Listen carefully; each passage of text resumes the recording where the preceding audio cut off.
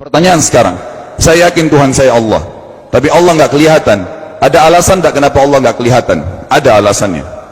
Anda tanamkan baik-baik, ini masalah akidah yang paling penting. Kata Nabi, itu disebutkan dalam banyak riwayat, bahwasanya nabi-nabi pun belum pernah ada nabi yang lihat Allah, termasuk Nabi Muhammad SAW. Kita ambil dalilnya dalam hadis Bukhari. Waktu Nabi SAW pulang dari Isra Mi'raj, jemaah sekalian, Aisyah bertanya radhiyallahu anha, berkata, istri beliau, ya Rasulullah, hal tara rabbak, apakah anda waktu Mi'raj ke langit, terima perintah sholat, sempat lihat Tuhan anda enggak? Lihat enggak Allah itu bagaimana? Apa jawaban Nabi SAW? Nurun ala nur anna arah. Allah itu cahaya, di atas cahaya, terang sekali, bagaimana saya bisa melihatnya? Artinya Nabi SAW mengatakan, saya sendiri belum pernah lihat bagaimana itu Allah. Contoh sebelumnya Nabi Musa alaihissalam. Nabi Musa waktu menerima wahyu Taurat, itu selama 40 hari, turun Taurat lengkap. Al-Quran 23 tahun baru lengkap. Kalau Taurat 40 hari, nunggu di gunung Tursina. Tursina sebuah wilayah di Mesir sekarang. Itu banyak gunung-gunung batu, ada satu gunung batu yang tinggi, Nabi Musa nunggu di situ. Setiap hari Jibril datang turunin surah, turunin ayat gitu. Setelah berlalu 37 hari dari 40 hari menunggu Taurat turun, Nabi Musa AS tiba-tiba bertanya kepada Allah, mengatakan begini dalam Al-Quran, A'udzu billahi minasyaitonir rajim, Rabbi arini anzur ilaik. Wahai Tuhanku, izinkan aku melihatmu. Aku beriman kau ada ya Allah, tapi aku ingin lihat kau bagaimana. Allah menjawab, tidak mau mengecewakan Nabi Musa. Sebagai manusia Allah mengatakan, lan tarani. Perlu anda tahu dalam bahasa Arab jemaah sekalian, ada 3 kosakata la, tidak yang berarti tidak. Ada la biasa artinya tidak, ada lam dengan mim, lam artinya tidak pernah, ada lam dengan nun, lan artinya tidak akan pernah. Allah mengatakan apa? Lan tarani, kau tidak akan mampu melihatku wahai Musa. Tapi Allah nggak mau kecewain Musa. Ternyata Musa selama 37 hari jemaah sekalian kagum-kagum melihat gunung-gunung batu di situ. Pergantian siang malam, burung-burung yang terbang, air yang mengalir di lereng-lereng gunung. Lalu dia mengatakan, Allah mengatakan apa? Walakin unzur ilal jabal, fa in istaqarra makanahu fasawfa tarani.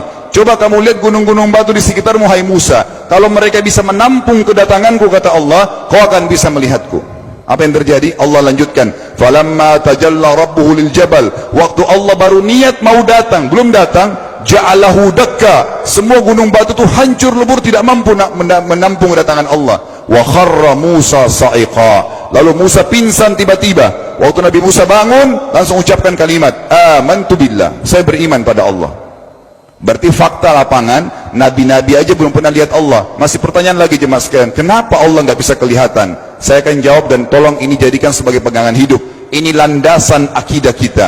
Kata para ulama, karena anda kalau sholat, anda mengucapkan satu kalimat yang merupakan jawabannya. Allahu Akbar. Allah Maha Besar.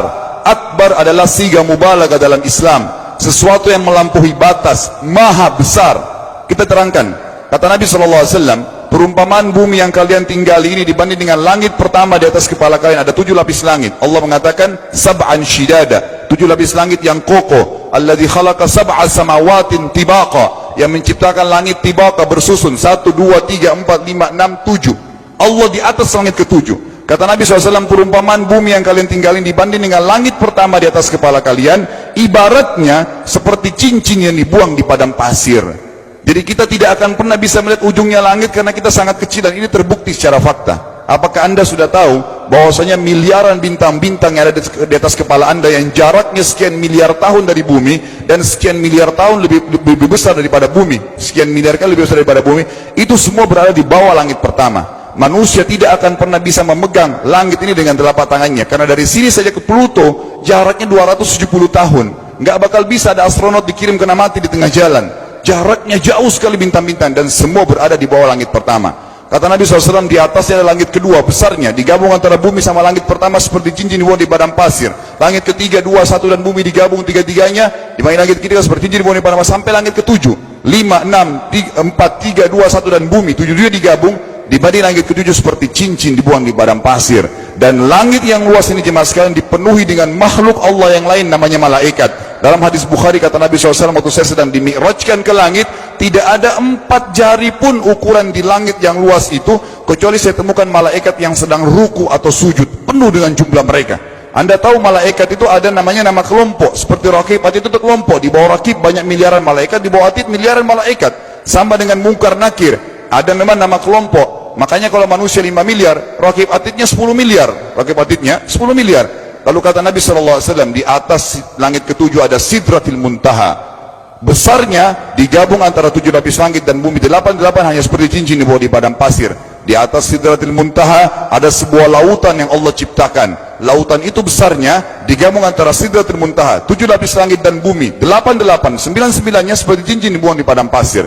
Makanya kalau anda baca Quran, anda baca ayat wa kana arsyu alal ma', singgasana Allah di atas air. Ini maknanya, air adalah ada lautan. Lalu kata Nabi SAW, arsy-nya Allah di atas lautan itu singgasananya Allah. Besarnya digabung antara lautan, Sidratul Muntaha, 7 lapis langit dan bumi. 10-10-nya hanya seperti cincin dibuang di padang pasir. Anda sudah hafal ayat kursi? Apa artinya? Ayat tanda-tanda kebesaran Allah. Kursi itu artinya bukan tempat duduk, tapi tempat pijakan kaki raja di singgasana. Kalau raja ingin naik singgasananya di pijakan kaki, itu namanya kursi. Kita baca apa? Wasi'a kursiyuhu as-samawati wal ard. Pijakan kakinya Allah saja sudah menutupi seluruh langit dan bumi ini. Jadi kita mustahil bisa melihat Allah karena besarnya Allah Azza wa Jal. Tinggal kita tutup jemaah sekalian. Kira-kira, lalu bagaimana saya berhubungan dengan Allah? Jawabannya sederhana.